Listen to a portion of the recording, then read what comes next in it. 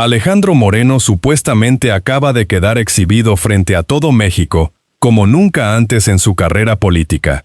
Y esta vez, según fuentes periodísticas y judiciales que han dado seguimiento al caso, ya no hay declaración patrimonial, ni comunicado de prensa, ni entrevista de televisión que alcance para tapar lo que está saliendo a la luz. Lo que se está revelando sobre el presidente nacional del PRI es tan grave, tan documentado y tan difícil de desmentir que hasta sus propios aliados habrían guardado silencio en las últimas horas. Si no te has suscrito a este espacio todavía, hazlo ahorita mismo, porque lo que viene en los próximos minutos te va a dejar completamente sin palabras y sin argumentos para defenderlo. Según información que ha circulado en medios nacionales de primer nivel, supuestamente estamos frente a uno de los casos más descarados de doble discurso que ha protagonizado un líder partidista en México en los últimos años.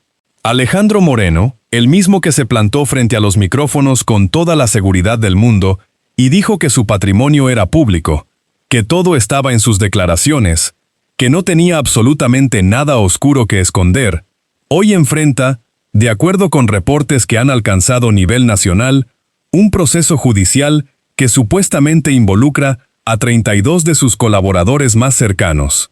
32.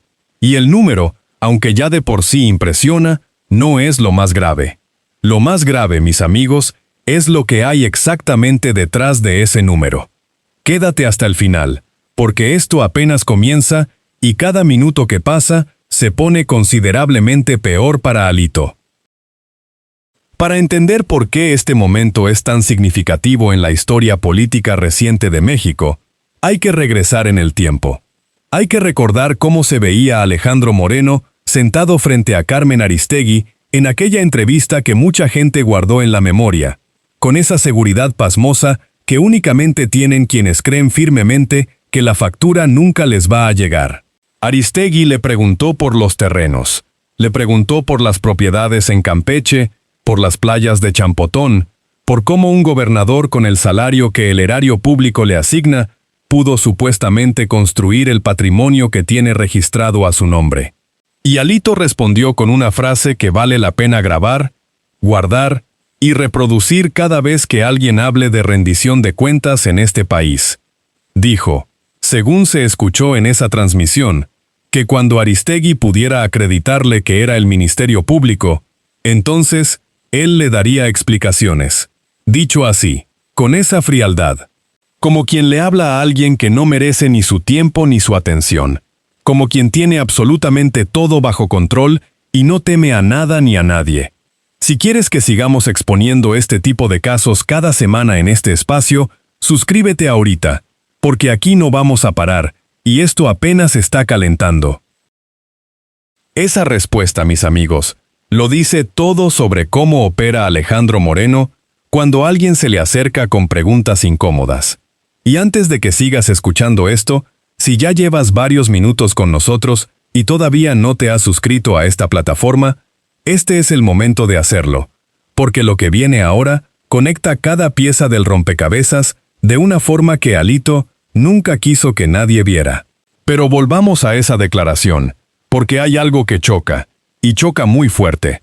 Moreno dijo en esa misma entrevista, según lo que se transmitió completamente al aire frente a miles de personas, que sus propiedades eran terrenos rústicos cercanos a la playa, que no daban directamente a la playa, que técnicamente no eran playas, porque en México las playas son concesiones del gobierno federal. Todo muy ordenado, todo muy explicado, todo con un lenguaje casi notarial que sonaba a respuesta ensayada durante semanas. El problema, de acuerdo con documentos que según reportes periodísticos presentó la propia Aristegui durante esa misma conversación en vivo, es que las boletas de inscripción en el registro público de la propiedad supuestamente cuentan una historia completamente diferente a la que Alito estaba narrando frente a las cámaras. Los documentos, de acuerdo con esa información, describían propiedades en Champotón con características que no cuadraban en lo absoluto con lo que Moreno llamaba terrenos rústicos y modestos.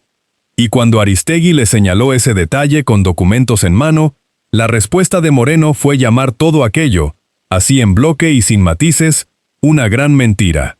Una gran mentira. Eso dijo. Punto. Ahora bien, aquí hay algo que necesitamos detenernos a analizar con calma. Porque el mecanismo que usa Alejandro Moreno, cuando alguien lo acorrala con evidencia, siempre es exactamente el mismo. Siempre. Sin variación, sin creatividad, sin sorpresas. Primero dice que todo es público, que no tiene nada que esconder, que sus declaraciones patrimoniales están disponibles para quien las quiera ver y revisar. Segundo, en cuanto alguien las ve y encuentra preguntas que no tienen respuesta fácil, el asunto se convierte de golpe en una persecución política, en un distractor del gobierno, en información sacada de contexto por enemigos que quieren hacerle daño. Tercero, si la presión pública sigue subiendo, el tono también sube. Se enoja, eleva la voz, le dice a la periodista que no tiene por qué rendirle cuentas a ella. Ese patrón es una firma. Y es la firma de alguien que, según lo que apuntan las investigaciones en curso, de acuerdo con información de medios nacionales de reconocida trayectoria, supuestamente ha tenido muchísimo que proteger durante muchos años. Sigue aquí con nosotros, porque lo que viene ahora arma este rompecabezas de una manera que Alito nunca quiso que llegara a saber. Porque mientras Alito se defendía en televisión nacional, hablando de terrenos rústicos y declaraciones patrimoniales impolutas, según fuentes que han dado seguimiento cercano a este caso desde hace tiempo, supuestamente su estructura política en Campeche estaba operando de una manera que hoy tiene nombre, apellido y número de carpeta judicial. De acuerdo con información que ha circulado en medios con cobertura nacional, aparentemente 32 colaboradores cercanos a Moreno serían presentados ante una jueza para responder por el supuesto desvío de 270 millones de pesos del erario público. 270 millones. Eso ya no es un terreno rústico en las inmediaciones de una playa campechana. Eso ya no es una propiedad modesta que cualquier funcionario podría explicar con su declaración patrimonial en la mano. Eso es una cifra con los suficientes ceros como para que cualquier ciudadano mexicano entienda de qué tamaño sería, de ser completamente cierto, el agujero que supuestamente se abrió en las arcas públicas de Campeche. Antes de seguir, si este tipo de investigaciones te importan tanto como a nosotros, suscríbete a esta plataforma ahorita, porque esto no termina aquí, y los próximos capítulos de este caso van a ser todavía más reveladores. Y aquí viene algo que muchos de quienes han seguido la carrera de Moreno prefieren conscientemente no ver. Prefieren mirar para otro lado y seguir repitiendo las justificaciones que el propio Alito les da cada vez que lo acorralan. Porque cuando se le preguntó por sus propiedades, dijo que todo era público. Cuando se le preguntó por los precios y las características de esas propiedades, dijo que eran terrenos rústicos sin mayor valor. Cuando se le mostraron documentos del registro público que supuestamente contradecían su versión, dijo que eran mentiras. Cuando los medios más importantes del país informaron sobre investigaciones en su contra, dijo que todo era persecución política orquestada desde el gobierno federal para distraer a la opinión pública. Aquí lo vemos claro, y lo vemos sin necesidad de interpretar nada. Esa es la secuencia completa del manual operativo de Alito. Siempre la misma, siempre en el mismo orden, y funciona perfectamente mientras nadie mete mano en los documentos con suficiente profundidad. El problema monumental es que según la información que ha trascendido en las últimas semanas, alguien ya metió mano. Alguien ya revisó con detenimiento. Y lo que encontraron, de acuerdo con las fuentes que han seguido este expediente paso a paso, son supuestamente nombres concretos, operaciones documentadas y montos específicos que ahora tienen que responder no ante una periodista, sino ante una jueza de la República. 32 nombres. 32 personas que, según los reportes disponibles, estarían vinculadas directamente a esa estructura. Y lo que dice esa estructura sobre Alejandro Moreno como líder político es sencillamente: brutal.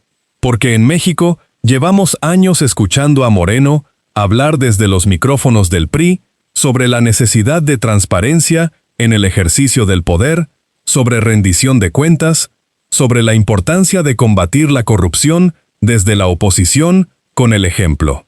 Amigas y amigos, ese discurso que Alito ha repetido en tribuna tras tribuna, y ese proceso judicial que supuestamente se viene encima de sus colaboradores más cercanos, no están ni remotamente en el mismo universo. Un partido que se dice oposición responsable y que supuestamente tiene a su líder máximo con investigaciones activas de esta magnitud, es un partido que está siendo gobernado desde el escándalo, no desde las propuestas, no desde las ideas, no desde la vocación democrática, desde el escándalo más puro. Y esto no se les va a olvidar a quienes han seguido de cerca la trayectoria de Alito durante todos estos años, porque ya lo veíamos venir desde aquella entrevista. Cuando alguien responde una pregunta periodística con prepotencia, en lugar de con evidencia sólida y verificable, lo hace porque la evidencia simplemente no está de su lado. Ahora hay que hablar de algo que hace este caso todavía más incómodo para Moreno, y que muchos análisis sobre este asunto han pasado por alto. Porque la entrevista con Aristegui que ya mencionamos no fue la única vez que Alito tuvo que responder públicamente por su patrimonio ni por las preguntas que rodean su gestión en Campeche. Supuestamente, hay más instancias, más momentos públicos y documentados, más preguntas ante más periodistas, a las que respondió siempre con la misma fórmula perfectamente aceitada. Lo que dicen es una gran mentira. Todo es un distractor. Mis declaraciones están disponibles y son completamente públicas. Aquí no hay nada que esconder. Lo que resulta enormemente llamativo, según la información que se ha publicado de forma sostenida en distintos medios, es que cada vez que alguien tomaba esas declaraciones y las miraba con el detenimiento suficiente, las preguntas no desaparecían, crecían, se multiplicaban, adquirían más capas. Eso es precisamente lo que pasa cuando el discurso que alguien da frente a las cámaras y los documentos que existen en el registro público no coinciden en los detalles fundamentales. Y lo que ahora tenemos, de acuerdo con los reportes más recientes, es que esas preguntas ya no las hace solo una periodista de investigación frente a un micrófono de radio. Las hace, supuestamente, el sistema judicial mexicano con expediente en mano. Quien quiera seguir de cerca cada avance de este caso, que se suscriba ahorita mismo a este espacio, porque aquí no vamos a dejar de contarlo hasta que haya claridad total. Permítenos detenernos un momento más en ese patrón, porque es importante entenderlo bien antes de llegar a la parte más contundente de todo lo que hemos venido construyendo en este relato. Hay un elemento que define a Alejandro Moreno como figura política más allá de cualquier cargo que haya ocupado o de cualquier partido que presida, y ese elemento es la forma en que reacciona ante la presión pública. No con transparencia adicional, no con documentos nuevos que desmientan las acusaciones, no con una conferencia de prensa donde se presenten pruebas claras de que todo está en orden. Reacciona con más indignación, con más volumen, con más descalificación hacia quien pregunta. Esa reacción, como bien lo sabes si has seguido la política mexicana con atención, es la reacción clásica de quien no puede responder con hechos y entonces responde con emociones. Y en la política mexicana, esa diferencia entre quien responde con documentos y quien responde con enojo ha resultado históricamente reveladora. Muy reveladora. Suscribirse a este espacio es la única forma de asegurarte de estar presente cuando los siguientes documentos salgan a la luz, porque según nuestras fuentes, esto apenas está en sus primeras etapas. 32 colaboradores. 270 millones de pesos. Esas cifras, de acuerdo con información que ha circulado en medios nacionales y que supuestamente tiene nombre de expediente judicial con número de carpeta asignado, estarían en el centro exacto del proceso que presuntamente llevarán ante una jueza en los próximos días o semanas. Y el nombre que conecta todo ese entramado según las fuentes que han seguido este caso con la mayor cercanía posible, es el de Alejandro Moreno. El mismo Alejandro Moreno que en Televisión Nacional, frente a cientos de miles de espectadores, le dijo a Carmen Aristegui que no tenía por qué darle explicaciones, porque ella no era el Ministerio Público. Pues bien, mis amigos, esto ya no es una periodista haciendo preguntas desde un estudio de radio. Esto, si se confirman los reportes que han trascendido, es el sistema judicial de la República haciendo las suyas con toda la formalidad institucional que eso implica. Y esa es una diferencia de dimensiones colosales que Alito, con todo su manual de respuestas preparadas y su capacidad comprobada para subir el volumen cuando lo acorralan, va a tener enormemente difícil manejar con la misma prepotencia de aquella entrevista que tantos mexicanos recordamos. Suscríbete a este espacio si no quieres perderte el momento en que esto siga avanzando, porque hay más capas que destapar y este espacio las va a ir destapando una por una. Que Alito haya llegado a este punto no es casualidad ni es producto de una sola decisión aislada.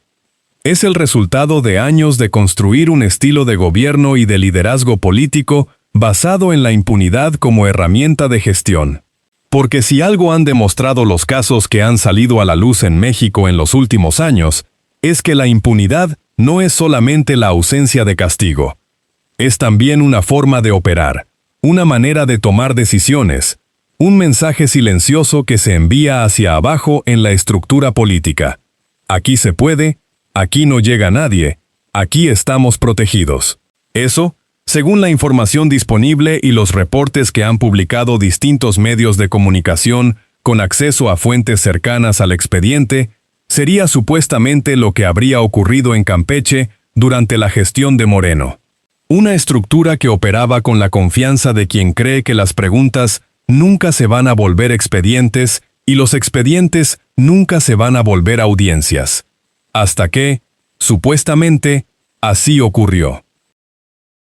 Que quede muy claro lo que significa que supuestamente 32 colaboradores de un presidente nacional de partido sean llamados ante una jueza por presunto desvío de fondos públicos. No estamos hablando de una acusación menor, de un trámite administrativo o de una diligencia de rutina burocrática.